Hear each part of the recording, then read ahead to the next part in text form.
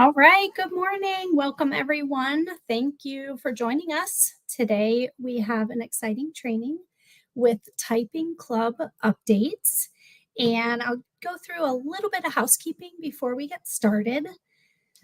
There is a chat box if you're viewing this, and if you have any questions throughout the session, please use the chat box. We have Gail here on the side. You'll see a little wrench next to her name, and she can address your questions for you. Do be sure to like and subscribe to this so you can get more updates as we go live with future sessions. And if you're experiencing an issue with the chat box, maybe you're joining from a MacBook or a Chromebook, you may not be able to see the chat box. So you'll want to go up to the top three dots in the top right of your corner of your screen, click those dots and view in an incognito window. This will help you to be able to see the chat. So we have a little banner going there just to remind you.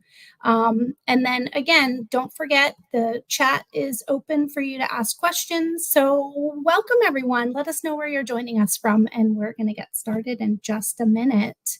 We do have several sessions going on. If you are part of our mailing list, you may have received an email notifying you about the sessions we have available throughout the day. Don't forget to check us out on our EdTech training page for all of the trainings we have coming up. And today from TypingClub, we have Emily Schweik joining us, and she's going to share all the great things about TypingClub. Take it away, Emily. Awesome. Thank you so much. And thank you everyone for being here. Today, I just want to show you around your teacher portal and what that will look like. Then we will go into the student portal so you can see what your students will see.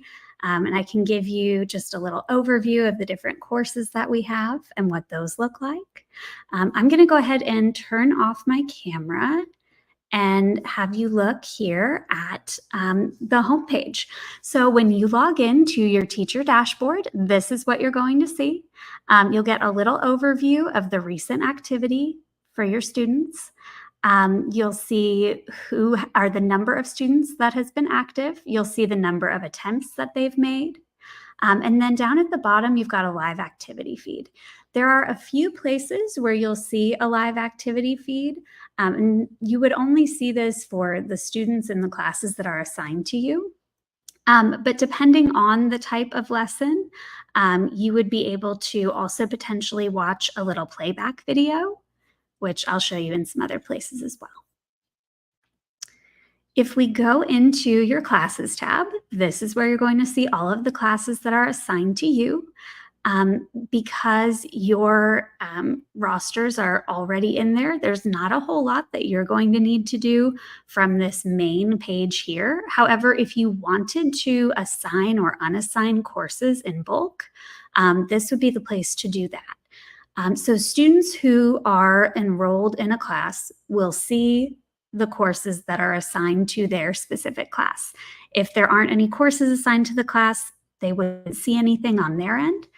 So by default, there should already be some courses that are assigned, at least one course that's assigned to your students. But if you wanted to add additional courses, you could do that here. I apologize, I've been having a little bit of internet issues this morning. But yeah, so here is where you can see the different courses that are available for you to assign to your classes. If you filter by typing, you'll see all of the courses that are included in your district subscription. You can also see that there are custom courses available, and it is possible for you to create your own custom course if you want to.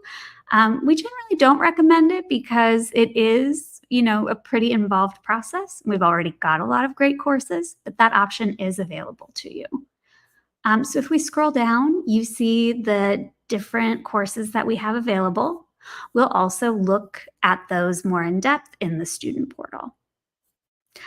The only other thing to be aware of on this main page of your classes tab is if you wanted to bulk update some settings, like the practice time goals in particular, this would be a great place to do that quickly. If I click on a specific class, I'll have an overview of that class itself, the students, the instructors, the current settings for the class, and the overall performance for this class. I can also see if any changes were made to the class settings.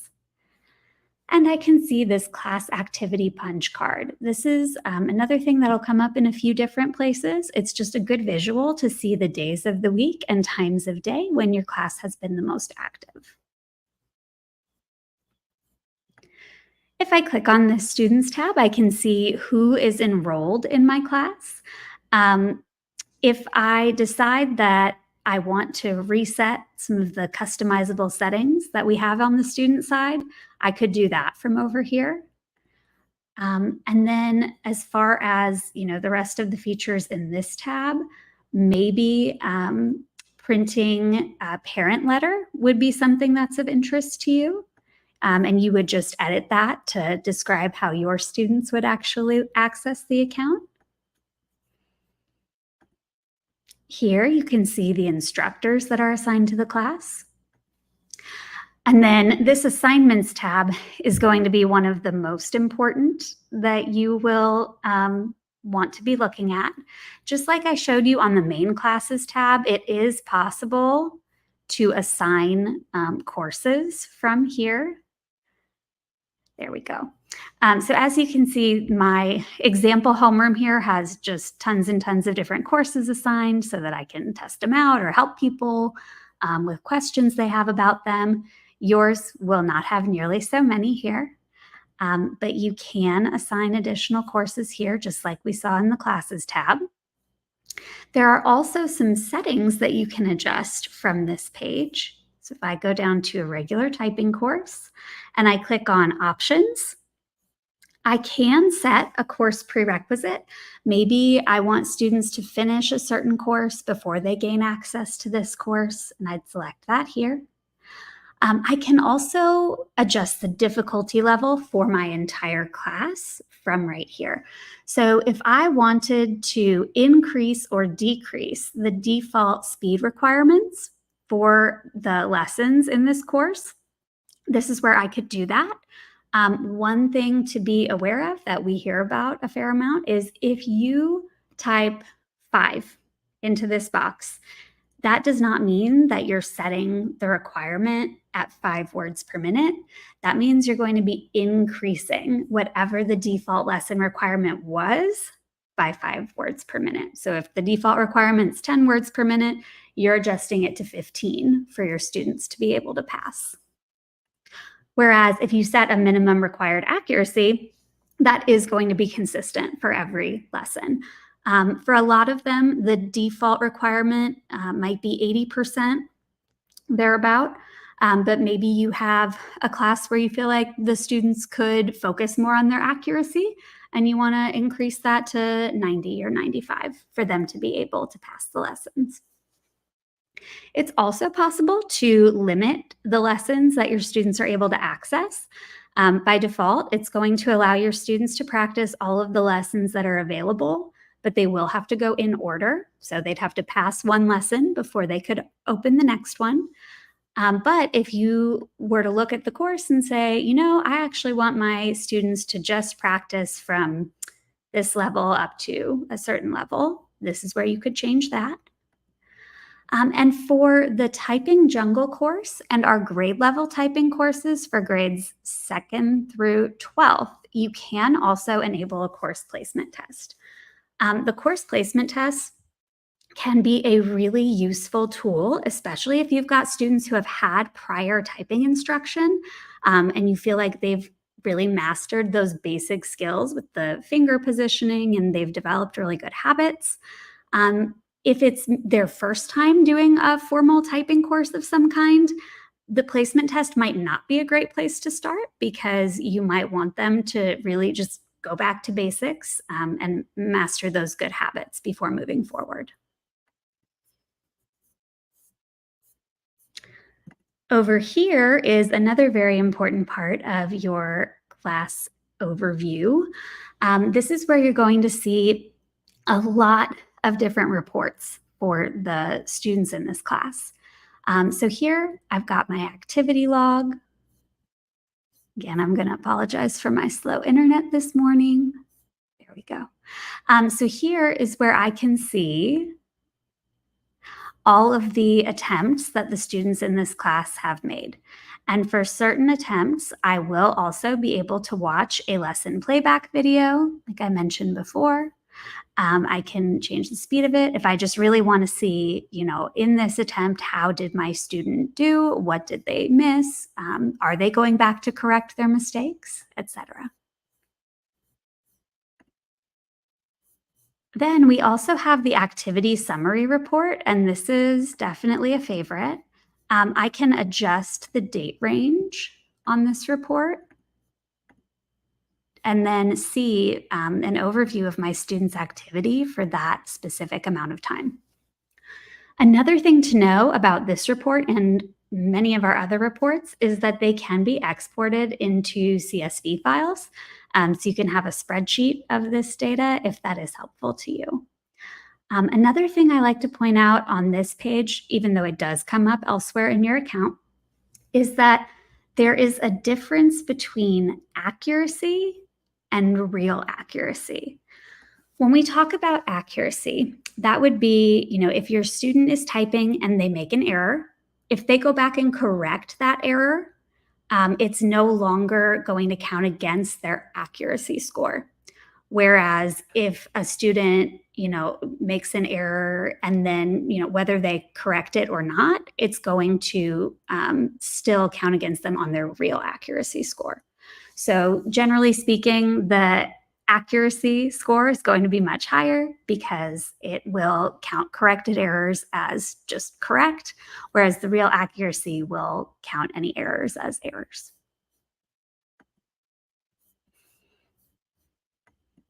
Down here, we have our daily weekly time report. This is a great way to get a quick glance at who has been meeting the activity goals, either on specific days or specific weeks. We've also got a course progress graph, and I think this is one of my favorites. So any courses that are assigned to your class, you can generate a different course progress graph for it. This is a great quick way to see how far your students have gotten in the course and how they have been performing on those lessons. Yours will not look like this. It'll look much more like Iron Man's line up here because your students will likely be completing the lessons in order. Mine has these gaps because I'll skip around to show different types of lessons. But the other nice thing about this one is it actually doesn't export as a CSV file, but you can generate a pretty handy PDF that will show you for each student exactly how they've been scoring on each lesson and how many times they've attempted it. So this can be another really helpful tool just to view by student, how that's going.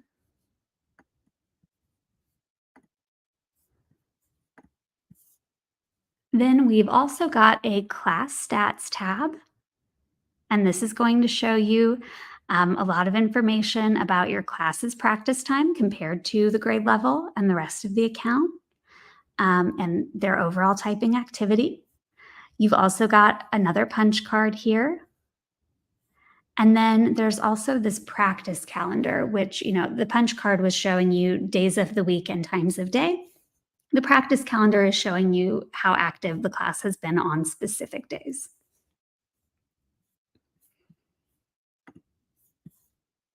And then we have our typing stats tab. So you can take a look at how the class is scoring compared to the grade level and the rest of the account. You can have it for all of the typing courses or just specific ones. You can also see a graph that will show you change over time in accuracy, keyboard coverage, and speed.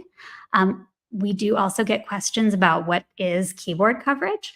That's just of all of the keys that are on the keyboard, what percentage have the students practiced so far in their lessons. So that is it for the class reports.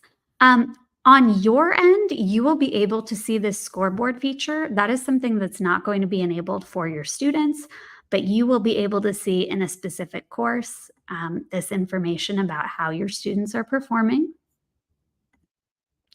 And then we've got our live activity view, which is just like the activity log, except it's going to be updating in real time. And then actually, before we move on, I did want to talk about the class settings. So if you click up here, you'll see the option to adjust a whole lot of different things. For this My Week Starts On, that's just going to apply to the time or the practice time goals for the week and what day you want that to start on. By default, the minimum number of stars required to pass a lesson is just 1 star. 1 star indicates they met the bare minimum requirements. If you would like to, you can increase that so that students won't be able to move forward until they earn a higher number of stars. This is where you can set a daily and weekly practice time goal. As I mentioned, the scoreboard is not going to be visible.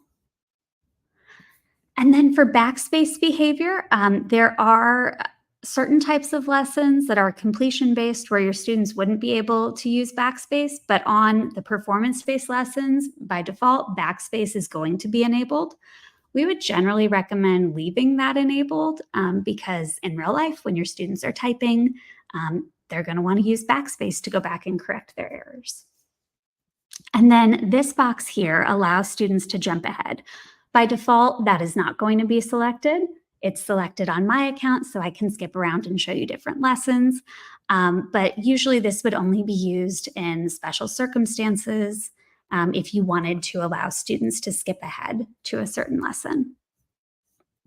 Down here, there are a whole bunch of things that you can decide to lock.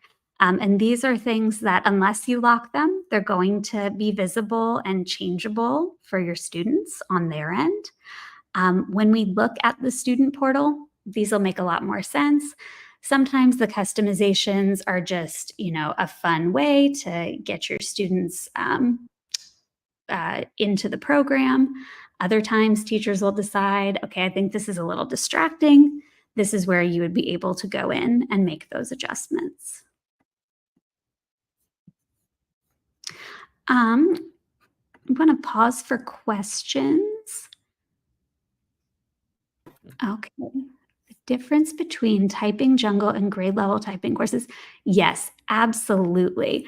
That is something that I would love to show you more about in the student portal specifically, because it's a little easier to understand when you can see the different types of lessons. But the basic idea is that the grade level typing courses are going to be adjusted. The difficulty level as well as the content will be geared towards a specific grade level. So as students progress, their words per minute requirement will be higher at the higher grade levels. And we also have used standards from a lot of different states all around the country, including Florida, to design lessons where students are typing about the grade level content that they're learning that year. So again, I'll show you more about that in the student portal so you can get a better idea, but that's the basic idea. Okay, awesome. That's a great question. So if we move into our Students tab here, this is where you would see all of the students who are enrolled in your classes. If you click on a student, you've got an overview here of their information and their recent performance. You've got a record history to see any changes there. You can see the badges that your students have earned, which is another thing that we'll look at in the student portal. But you can also award certain badges that would not automatically be awarded if that's something that interests you. Here you can see that practice calendar visual for the specific student that you're viewing. And then you can also print a report card that's just going to show their most recent activity.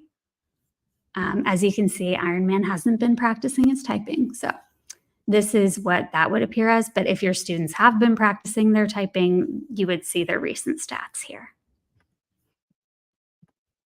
If I click on classes, I'll see the classes that the student is enrolled in. If you see this symbol, that would indicate that the class has been archived. So it would be a class from a previous year. All of your students' data from that class will still be visible to you. Any courses that the student has ever worked on will appear over in the Progress tab. However, the students will only be able to see the courses that are assigned to their current classes. They would no longer be able to see any courses that were assigned to their old class unless you have also assigned it to them in their current classes. Over to the Progress tab. This is a place where you can view the students' progress for each lesson. If you wanted to clear their progress for a specific lesson, you could do that from here as well. You can also adjust the difficulty level for this specific student rather than an entire class. Again, if you're adjusting the words per minute, you're increasing or decreasing the speed by a certain interval rather than setting a consistent requirement for every lesson, whereas the minimum accuracy requirement would apply to any lesson. Here we have the activity log for this specific student. If I click on the I next to any attempts of interest, I can see what the lesson requirement actually was compared to what my students' results were. If you've made any adjustments to the requirements for their class or for this specific student, you would also see that adjustment appear here. This can really come in handy if you've got a student who's saying, I don't understand why I haven't passed this level yet. You can take a look right here and you'll see exactly what they've achieved or what they still need to work on. If we go over here to reports, we've got a practice time overview, which is going to show you the practice calendar as well as the punch card for this specific student. And if we go to the typing performance analysis, this is a pretty cool one because it's going to be visible to your students, a lot of this information as well.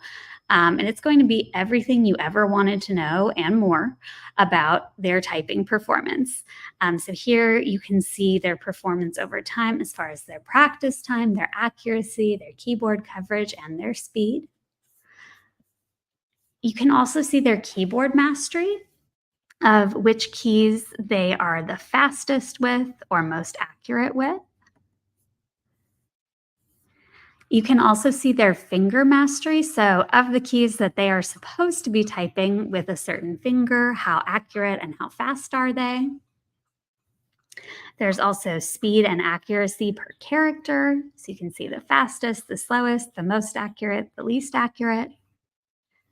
And then there's a practice time overview where you can click on a specific course and you can see how that student's practice time compares to their class and their grade level, as well as their speed and keyboard coverage. Then here you would have some information that would just be visible to you as the instructor, which is their lesson plan completion rate. And you would be able to compare the class and student progress. I don't have enough data here, unfortunately, to show you what that looks like, but once your students have been working for a little while, you would have this populate. And then we've also got key performance indicators, as well as a class placement score for coverage, speed, and grade. This is where it will generate an actual grade once your students have enough data here, using these key indicators above. The only other thing that I want to make you aware of in the Students tab is that we do have a variety of different accessibility settings that you can enable for your students. When you click Edit Student on your account, it's basically going to tell you, don't change this. It's going to mess with your auto rostering. That is correct for this information up here. However, if you scroll down, the accessibility settings are not going to impact any of that. So this is where you could enable that for your student. Enabling these settings would both activate and deactivate certain features for the student. And these are also things like the font and the hand guide. These are things that can also be adjusted on the student end, but those can definitely be useful. As a teacher, you wouldn't really need to worry about a lot of these other tabs that are here, but the typing test tab is one really great one. You, from here, can create your own typing tests. And if it's been made accessible to you, you can also look at tests that were managed by other teachers. Even if you're not able to edit or assign those tests to your students, you can see what those teachers did to help you get some ideas. A lot of times teachers like to do these as like a beginning, middle, end of year benchmark to track their students' progress over time. And if you create a new test, you would have the option to name your test, put a description if you'd like, select a start and end date of when the students will be able to access it. You can put in your own custom text, or you can choose from one of these text templates that we already have that are either geared towards a certain grade level or certain parts of the keyboard. And one of the nice things about this is you can also take what we've already created and you can edit it as you see fit. It is also possible to add alternative text options, so your students would receive one or the other. And then you can also decide who should take this test. If you do only the students I select, you can then select your specific classes, which is generally recommended. You can decide if you want them to be able to keep taking the test multiple times or not. You can also set a time limit on the test if you'd like. One thing to be aware of there is if you have set a time limit and your student does not finish in that amount of time, it would automatically count as a failed attempt. Down here, you can set some passing requirements. A lot of times, for the beginning of the year, maybe, we'll treat it as a pre-assessment and we're going to pass every student who attempts the test. Or later on, we've got a minimum speed and accuracy requirement. You can decide if you want your students to see a score on the results page at the end of the test. And you can also decide if you would like to disable backspace for the test and issue a certificate to students who finish the test. If you decide to issue a certificate to students who finish the test, you would be able to print those from the results page, which I'll show you next. So once the test has been created, this is what it will look like when you go back and click on the test name. You'll be able to see a summary of how many students have taken it and how they performed. You'll be able to see the test text, and you will also be able to adjust, you'll see an overview of the settings that you have already set for them. These can always be edited later, but if you change the settings, it's only going to apply to future attempts. It's not going to retroactively change the settings that were in place when previous attempts were made. If I click here, I can see the students that the test was assigned to and whether they've completed it or not. This is where I would assign it to specific students, either assigning individual students or students from an entire class. I can also see the instructors who are able to view and edit the test, as well as the results page. So this results page, super handy. I can filter by school, grade, and class. I can see, how many have passed and failed, and the top 2 performances. I can also see the average performance over time. And then I can see the student's best attempt overview. If I want to see all of their attempts, I can export that as a CSV file. So again, you can export either their best attempts or all of their attempts here. If I want a student to start over, I can clear an attempt here. If I click on the attempts next to a specific student, I can see their specific information about their attempts and see the graph of how that has changed over time. And then if I decided I wanted certificates, this is where I would be able to print those.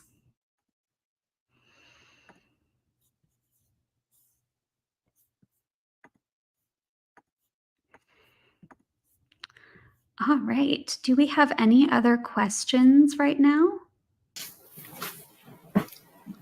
We do not have any other questions at the moment, but if there are any and you want to put them in the chat, we'll be happy to address them before we finish up today. Awesome. Thank you. So over here, you've got your courses tab. This is going to look similar to screens where we're assigning the courses.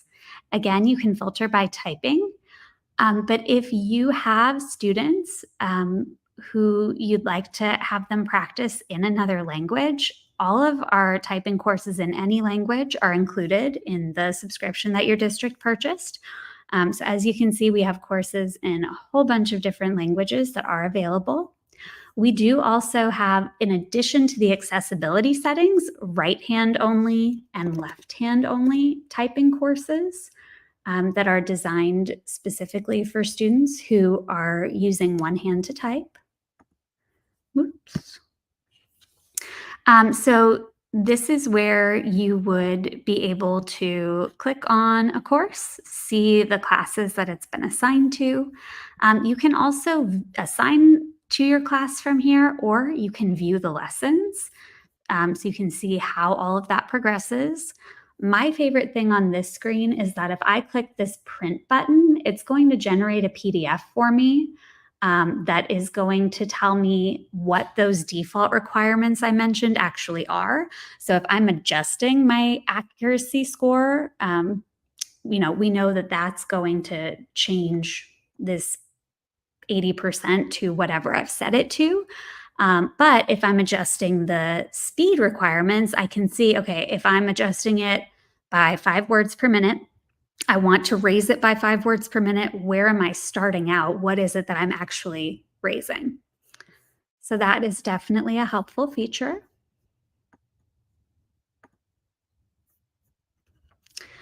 The analytics tab is also going to be a super useful tool for you if you just want to see the raw numbers of exactly what your students have been doing.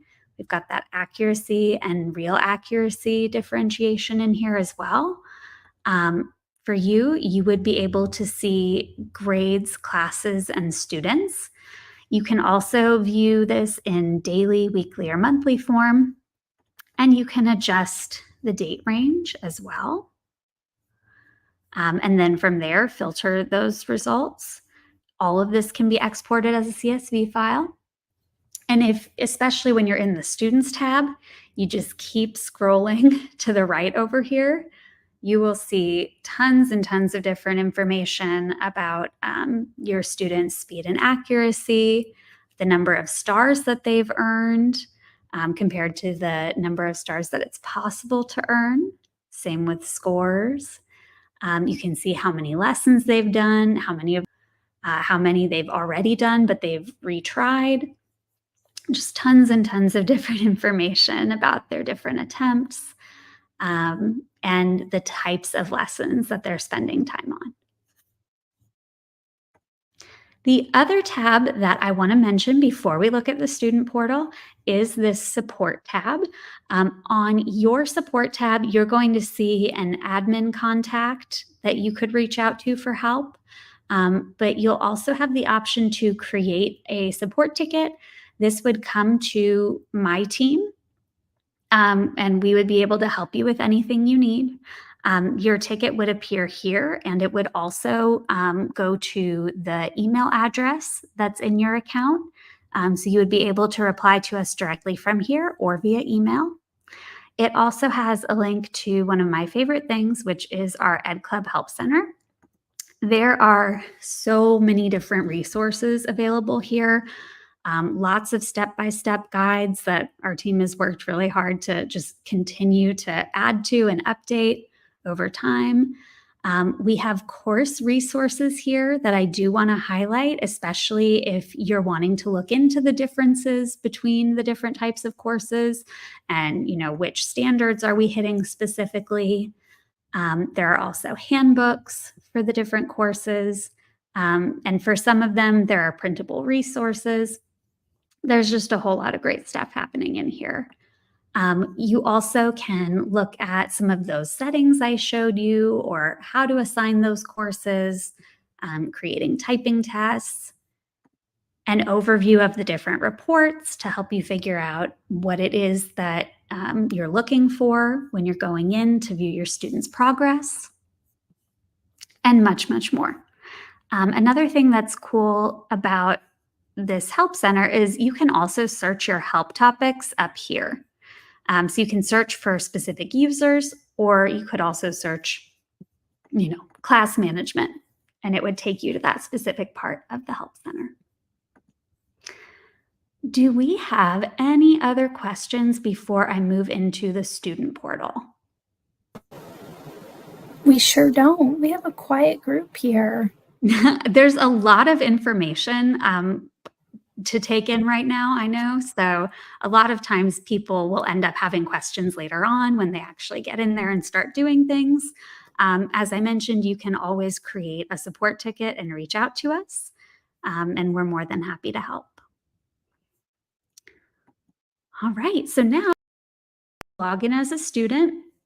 We've got a handy button for that in the student profile if you want to see what exactly your students are seeing. And this is what the student profile or the student interface is going to look like.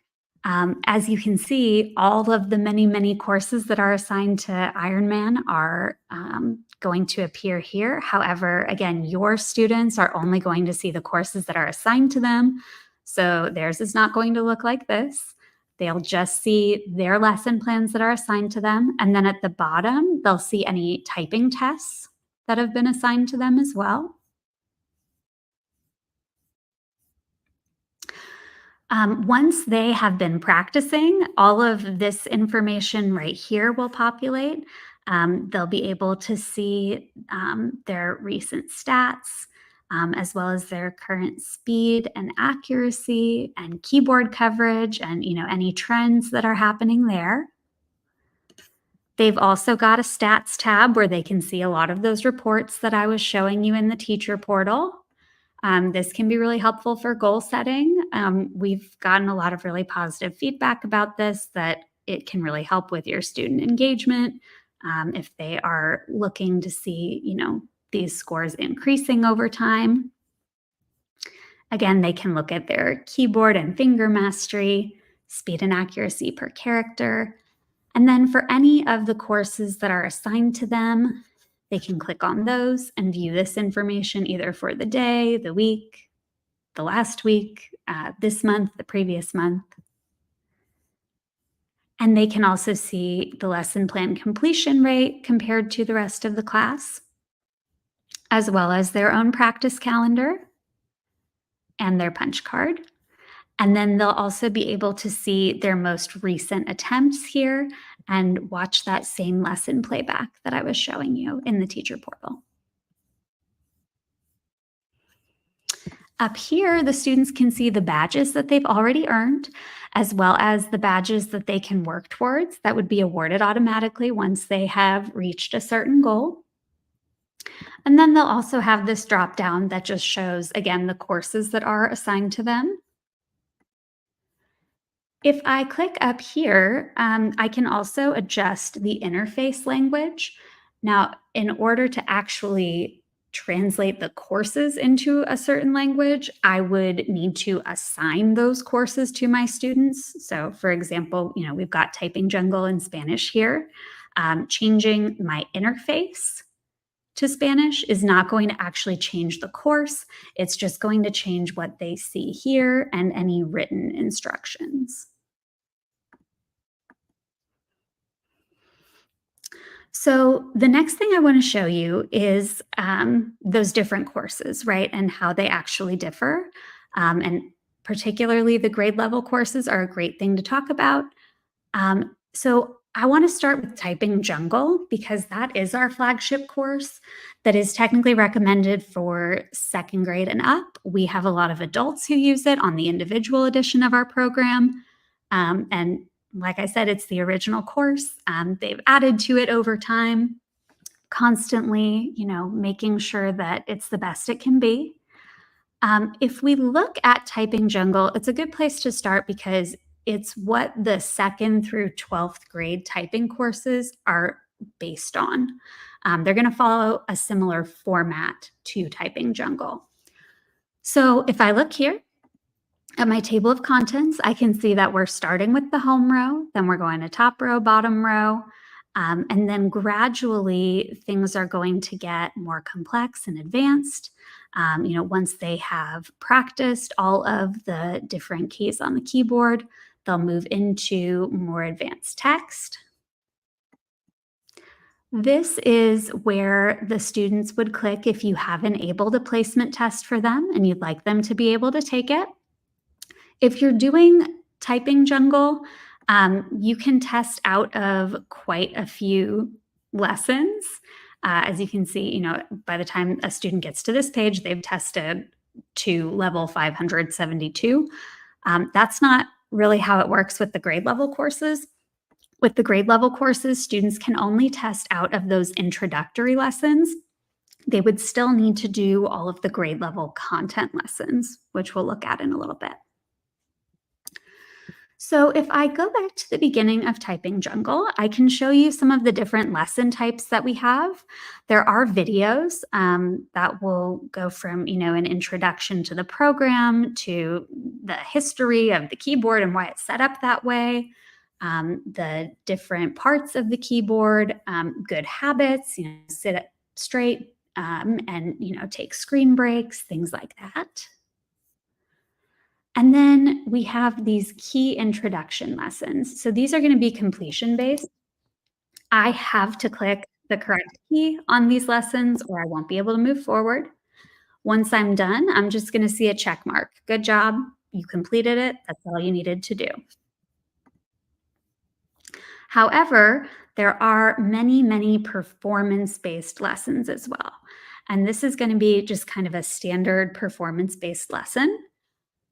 This is a great place for me to show you some of those customizable features that I was mentioning earlier that you can decide if they are fun for your students or if you think they're distracting and you want to disable them in your teacher portal. Here, we have the option to toggle the keyboard guide on and off. If your students are using a keyboard that doesn't match the layout they see on their screen, it is possible to select many different layouts that we have. Students can also change the keyboard skin. Here is where we could toggle the hand guide on and off or switch it to left hand only or right hand only. Here is where we can enable or disable the keyboard sound. For me personally, I don't love the keyboard sound. I think I go faster when I don't hear it, but we know that a lot of students do really like to hear it. It's kind of a typewriter sound. And then this is where students can enable a voiceover feature. We have a voiceover where it's just going to read the letters. We also have a fully guided voiceover where it's going to say, to type the letter F, etc. And the voiceover can be adjusted with volume, speech rate, and pitch. Here is where we can adjust the font and enable that extra large accessible font if needed, and change the font and adjust the background here. I think I just saw another question pop up. Is there a recommended words per minute goal for students in each grade level? Yes, you're exactly right. 5 words multiplied by the grade level is going to be the standard that you will hear used most frequently. And that's another thing that the grade level typing courses are great for, because by the end of the year, students are going to be typing grade level content at that goal for their specific grade level. So before we move on, I do want to show you what it looks like when your students are actually working on a performance-based lesson. If I'm typing and I am typing things correctly, you're going to see a lot of green. Up here, I can see my words per minute populate for these specific sections. I can see my speed and accuracy for the level down here. If I type something incorrectly, it's going to turn red. If I keep going, it's going to stay red. Whereas if I type something incorrectly and I go back and fix it, it will turn yellow. That is also where this block on errors feature would come into play, as well as, if they don't like to see their live words per minute and accuracy, that can be turned off here. If you wanted to enable block on errors, you could make it so that they have to go back and fix the error after they've made a certain number. I am just going to quickly finish this level so that you can see what the results page looks like. So when a student has completed a performance-based level, they are going to see a star score at the end of it. They'll also see, the number of points that they earned, as well as their accuracy and speed. And it's also going to show them what the requirements were compared to how they actually scored. And it will also show them their real accuracy underneath their accuracy. If they scroll down, they can watch a playback here. You can see that I have used this lesson for demos many times, so I can also see, for all of my different attempts, how I've done, and, the stats for all of those different attempts.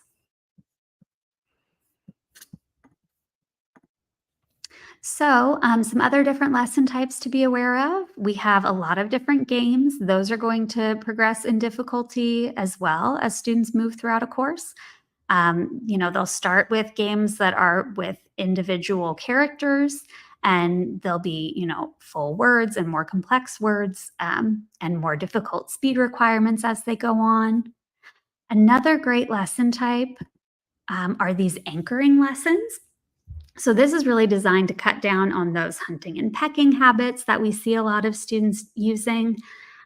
For these lessons, you have to hold down a specific key with one hand while you type with the other hand. So I'm holding down that J with my right hand, and I'm typing these keys with my left hand. If I let go of the J, I can't continue on until I hold it down again. Another lesson type that I always want to highlight are these dynamic practice lessons. And these are really cool because they are going to be generated based on the individual student's performance. So depending on the letters or the keys that I am the least accurate with, or even letter combinations that I've struggled with the most, I'm going to get additional practice with just those specific things in my dynamic practice lessons. So you could have two students sitting next to each other who are typing completely different things on lesson 88, just depending on their own previous performance. So for comparison, let's now look at our grade level typing courses. As I mentioned, the format is going to be the same as Typing Jungle, but let's look at 4th grade as an example. You can see that I've got that same progression, home row, top row, bottom row, which is why, if students have been doing a formal typing course every year, we would absolutely want to give them the opportunity to maybe test out of these introductory lessons, because it's going to go over those same things at the beginning of each course, so that even if it is a student's first time doing a typing course, they would be able to start with their own grade level course. But then as we go on, there are going to be all these different lessons that are grade level specific content. So in this case, for 4th grade. So before we move on, I do want to show you, by the end of 4th grade, this is what students are supposed to be able to type. They've got fairly simple sentences, but complete sentences with capital letters and punctuation. Whereas if we were to look at, let's say, grade 11 typing, you would see that we're going over 11th grade content and all these practice lessons. And by the time we get to the end of that course, the passages are going to be a lot more complex. We're using different kinds of punctuation. And if we were to keep typing, the passages would also be a lot longer and would continue going on from there. We do also have, a lot of different lesson types, like our animated typing stories. We've recently come out with supplemental courses that are about, one that is either about to be released or was just released, is about music theory. So that's a great one for older students. So those would be things that you can look at some more. And if you end up having questions about them, you can always reach out to us. Unless anybody has questions or specific things that they want to see again, I think that is all I want to show you today. So yeah, just let us know. All right, I don't see any more questions at the moment, but if any pop in the next few minutes, we'll be sure to post them up here and have you address them. Awesome, thank you. I'm going to wrap it up, and I'm going to thank you so much for being here with us today. We appreciate all that you shared with us. I hope those of you that joined were able to pull out some good tips and tricks to get your students on Typing Club. I'm going to wrap this up with a few additional reminders. If you joined us today from the ELM course and you want to get points for this, you can do the follow-up. It's due in January. If you joined us but you weren't in the ELM course, you do need to register in the course, and that will close this evening at midnight. So if you're looking to get points, make sure you register for the course in e-learning. You can do that by visiting our EdTech training site. The address is on your screen, and you'll search for this Typing Club course. You can search it up for the code in ELM, or you can probably find it if you type in search Typing Club. A couple more things. We do have the rest of the day going on today, all the sessions that we have planned, lots of Conmigo and Khan Academy sessions. We have Canva coming up later this afternoon, and we'll be talking about ways to use that with students, so very exciting. If you haven't already, please join our mailing list. We do send out regular, not overloaded, but regular communication on what events we have coming up. You can follow us on Twitter, and you can also bookmark our training site. We're constantly updating that as well. And throw in a little plug out for our conference. It's coming up on February 24th, the PDD. If you would like to be a presenter, we would love to have you. So go ahead and visit that site, and it's in the chat, and then submit your proposal. We'd love to have you. And if you're not presenting, we'd love to have you join us. And with that, that wraps up our session today. Again, thank you so much for joining us, and thank you to Emily for sharing Typing Club with us today. Have a good one.